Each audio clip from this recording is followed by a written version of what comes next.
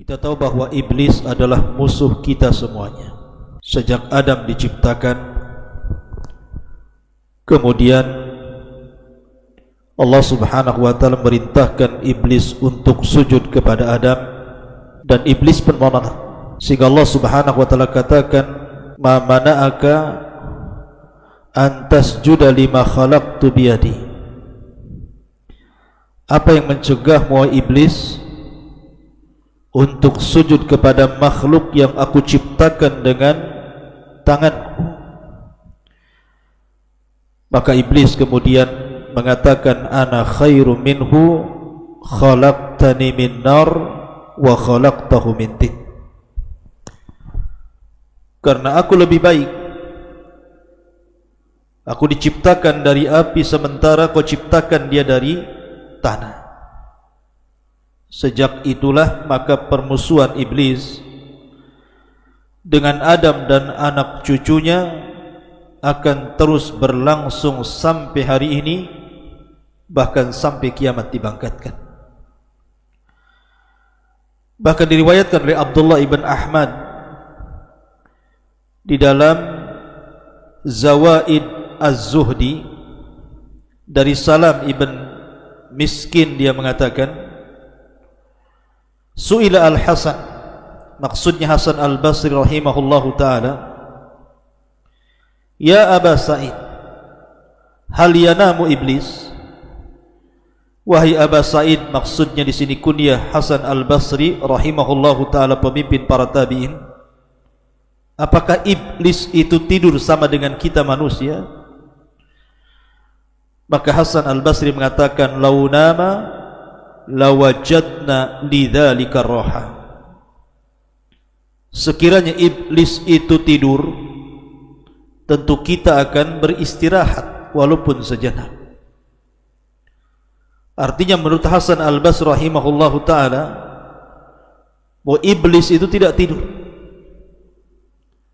Di antara dalil yang menunjukkan bahwa iblis itu tidak tidur adalah hadis yang dikeluarkan Imam Ahmad dari Jabir ibn Abdullah radhiyallahu an, Nabi sallallahu alaihi wasallam bersabda bahwa singgasana iblis itu berada di tengah lautan, dan iblis setiap hari, bahkan setiap waktu, mengutus sarayahu, tentara-tentaranya, yaftatinuna nas, mereka berusaha memfitnah manusia, fa'adhamuhum indahu manzilatan a'dhamuhum fitnatan linnas,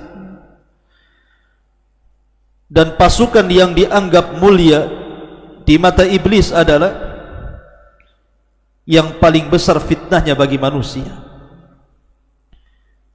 Maka setiap waktu iblis memanggil tentaranya dan mengatakan, "Apa yang sudah kau lakukan kepada manusia?" Maka pasukannya mengatakan, "Fa'altu kadza wa kadza," aku sudah melakukan ini dan itu. Aku sudah menggoda si fulan sehingga meninggalkan salat. Aku sudah menggoda si fulan sehingga meninggalkan puasa Ramadan. Aku sudah menggoda si fulan sehingga dia tidak haji, dan begitu seterusnya. Tiba-tiba iblis mengatakan, "Ma sana'ta syai'an," kau belum melakukan apapun. Tiba-tiba kemudian datang satu tentaranya dan mengatakan, "Qad farraqtu baina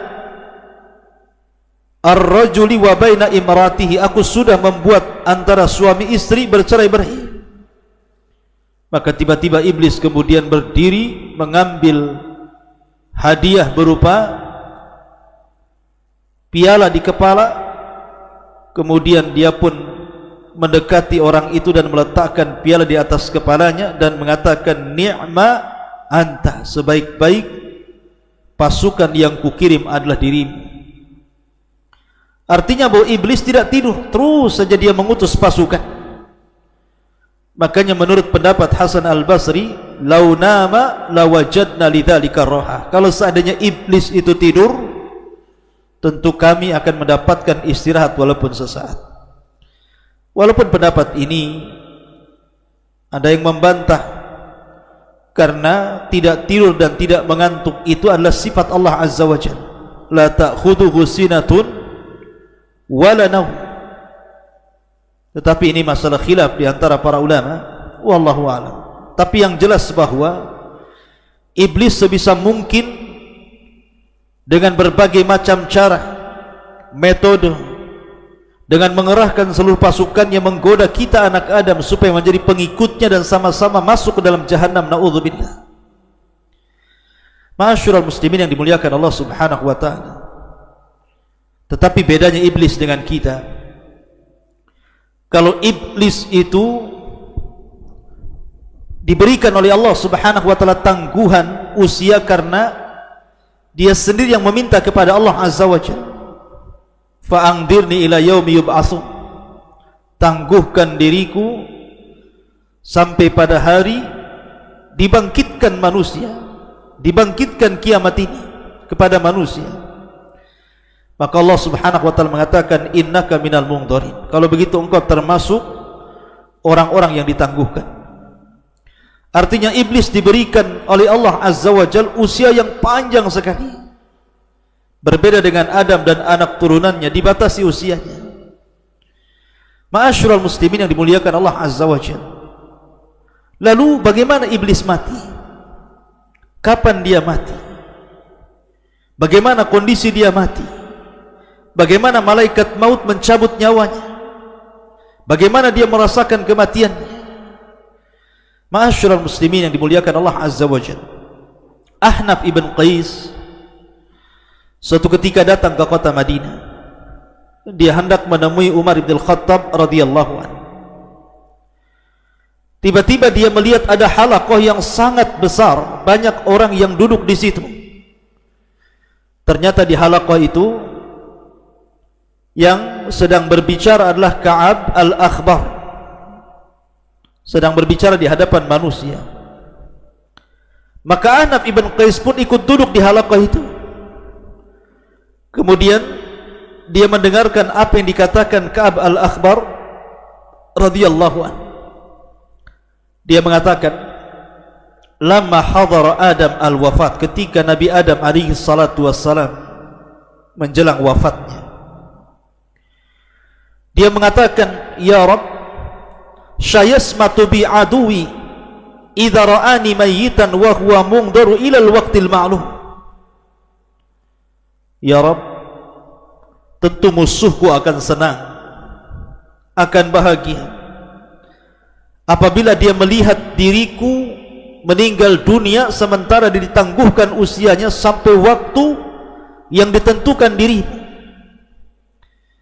Maka Allah Subhanahu wa ta'ala katakan, ya Adam, innaka turaddu ilal jannah wa yu'akharul mal'un ila nadhirati liyadhuqa bi'adadil awwalina wal akhirin alamul maut. Wahai Adam, tenang saja, kematianmu engkau akan langsung masuk ke dalam surga. Akan tetapi si mal'un, si iblis itu akan diakhirkan sampai batas waktu agar dia merasakan sakitnya dengan jumlah orang-orang yang pertama dan yang terakhir. Bagaimana orang-orang itu merasakan kematian, itulah yang akan dirasakan iblis. Kemudian Adam mengatakan kepada malakul maut, sifli kaifa tudhikuhul maut, sifatkan kepadaku bagaimana dia merasakan kematian. Falamma wasafahu, ketika malakul maut mensifatkan kepada Adam bagaimana kematiannya, maka Adam mengatakan, Rabbi hasbi hasbi, cukup ya Rabb, cukup ya Rabb. Maka ketika itu manusia yang hadir di halaqah Ka'ab al-Akhbar pun kemudian menangis. Kemudian mereka mengatakan, ya Aba Abdurrahman, hadithna kaifa yadhukul maut. Wahai Aba Abdurrahman, ceritakan kepada kami bagaimana iblis merasakan kematian. Tetapi Ka'ab al-Akhbar enggan untuk menceritakannya. sehingga manusia merengek-rengek kepada Al-Akhbar. Ka'ab Al-Akhbar ini, ceritakan saja kematiannya kepada kami. Maka dia pun menceritakan dan mengatakan, idza kana akhirud dunya wa qarubatin nafkhah fa idzan nasu qiyamun fi aswaqihim wa hum yatakhasamun wa yattajirun wa yatahaddatsun id bihaddatin azimatun yus'aku fiha nisfu khalaiq fala yafiquna minha miqdara thalathati ayyam wa nisful baqi minan nas tadhalu uquluhum fayabkuna madhushina qiyaman ala arjulihim kal ghanami al fazi'ati hina tarassabuan. Kata beliau, ma'asyiral muslimin yang dimuliakan Allah Azza wa Jalla, ketika dunia sudah berada di akhir-akhir dan tiupan sangkakala sudah dekat dan siap ditiupkan, tiba-tiba manusia, sebagian mereka sedang berdiri di pasar-pasar mereka, sebagian mereka sedang bertengkar, sebagian mereka sedang berjual beli, sebagian mereka sedang berbincang-bincang. Tiba-tiba kemudian mereka mendengar suara guntur yang menggelegar. Maka separuh dari makhluk pun pingsan, dan mereka tidak sadar kecuali setelah 3 hari. Dan sebagian manusia yang tidak pingsan, mereka bingung, mereka linglung, mereka berjalan ke sana kemari tidak jelas tujuan. Mereka ketakutan seperti kambing yang sangat ketakutan ketika melihat binatang buas. Lah ketika manusia sedang seperti ini, maka tiba-tiba mereka mendengar suara guntur di antara langit dan bumi, dan tidak ada satupun di permukaan bumi yang hidup kecuali Allah wafatkan. Maka ketika dunia sudah tidak ada lagi, fatafna dunya wala yabqa adamiyun wala jinniyun wala syaitanun wala wahsyun wala dabatun. Ketika dunia sudah hancur, tidak ada yang hidup, apakah Bani Adam, apakah kalangan jin dan syaitan, apakah kalangan binatang-binatang baik buas ataupun binatang-binatang jinak, semua sudah mati.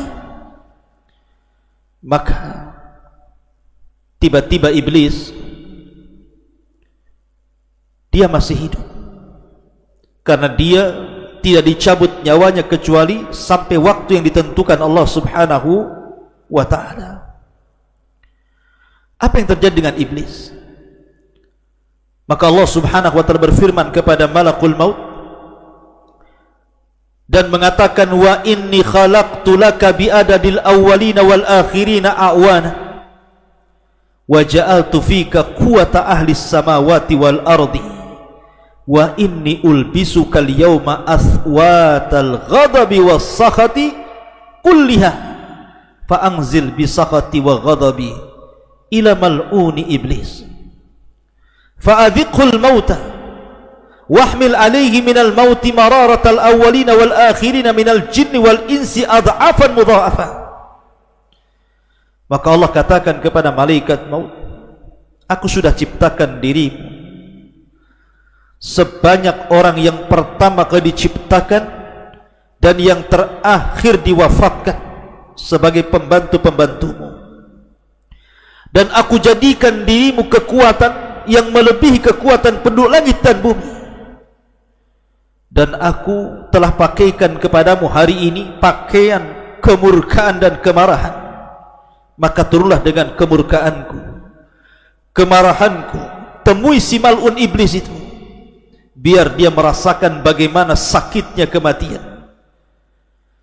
Angkatlah kepadanya, bawalah kepadanya kematian yang sangat menyakitkan, seperti sakitnya orang-orang yang pertama-tama dan orang-orang yang terakhir dari kalangan jin dan juga manusia saat kematian. Lipatkan rasa sakitnya kepadanya. Ma'asyiral muslimin yang dimuliakan Allah Subhanahu wa ta'ala. Kemudian Allah Subhanahu wa ta'ala memerintahkan malaikat maut untuk membawa malaikat Zabaniyah dan membawa rantai dari rantai-rantai neraka lazah. Kemudian wa anzi ruahul muntina bi sab'ina alfa kilabatin min kalalibil lazah, agar ruhnya dicabut dengan kalalib, besi-besi bengkok sebanyak 70.000 besi bengkok dari neraka lazah. Kemudian Allah subhanahu wa ta'ala memerintahkan agar Malik membuka pintu-pintu neraka. Maka malaikat maut pun kemudian menemui iblis dalam bentuk aslinya di antara langit dan bumi, yang kalau seandainya penduduk bumi semuanya melihat bagaimana ngerinya malakul maut, tentu mereka akan meleleh saking takutnya melihat malakul maut. Maka ketika kemudian malakul maut mendatangi iblis, kemudian membentak iblis dan mengatakan, kif ya khabis, berhenti wahai khabis, mau kemana kau pergi? Maka kemudian iblis pun pura-pura pingsan. Kemudian dibentak lagi oleh malakul maut dan mengatakan, kif ya khabis, kif ya khabis, berhenti wahai khabis, sesungguhnya aku akan mencabut nyawamu dan kau akan merasakan pedihnya kematian. Maka iblis pun kemudian lari ke arah timur. Ternyata malaikat maut sudah ada di hadapannya. Lari ke dalam lautan, kemudian menyelam, ternyata di situ pun sudah ada malakul maut. Kemudian lari ke arah mana, di situ sudah ada malakul maut. Sampai ketika tidak ada tempat lagi untuk lari, maka dia pun sampai di kuburan Nabi Adam alaihi salatu wassalam. Ketika di depan kuburan Nabi Adam, dia mengatakan, ya Adam, wahai Adam, sebab dirimulah aku terlaknat. Duhai kiranya aku tidak tercipta sebagai iblis. Dia menyesal. Ma'asyiral muslimin yang muliakan Allah subhanahu wa ta'ala. Maka iblis pun mengatakan kepada malakul maut sebelum dicabut nyawanya, wahai malakul maut, sekiranya kau cabut nyawaku, kira-kira minuman apa yang akan kau berikan kepadaku? Maka malakul maut mengatakan, engkau akan meminum dari air neraka lazah.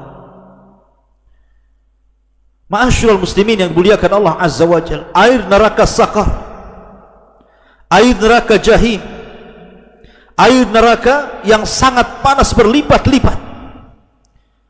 Maka mendengar hal itu iblis yatamarra, kemudian berguling-guling di tanah. Kemudian dia pun berteriak lagi, kemudian dia berusaha lari ke arah timur dan barat, ke arah selatan dan utara, tapi tidak ada tempat kecuali ketika dia sampai ke tempat di mana Allah turunkan dia di bumi.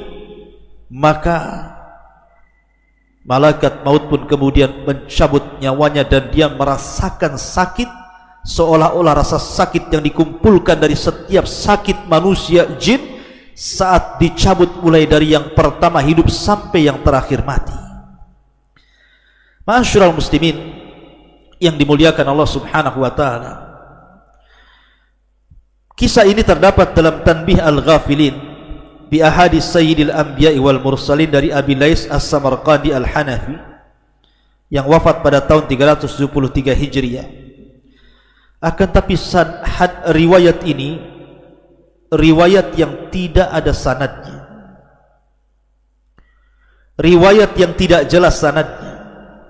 Boleh jadi ini riwayat Israiliyat karena yang menghabarkanlah Ka'b al-Akhbar, dan Ka'b al-Akhbar ma'ruf dahulunya seorang pendeta yang masuk Islam di zaman Khalifah Umar bin Khattab, sehingga banyak mengkisahkan tentang kisah-kisah Israiliyat.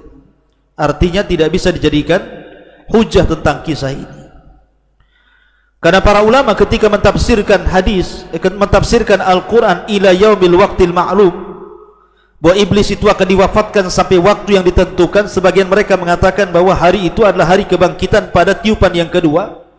iblis baru diwafatkan. Ada juga yang mengatakan bahwa yang dimaksud ila yaumil waqtil ma'lum adalah pada tiupan yang pertama, dan ini yang sahih.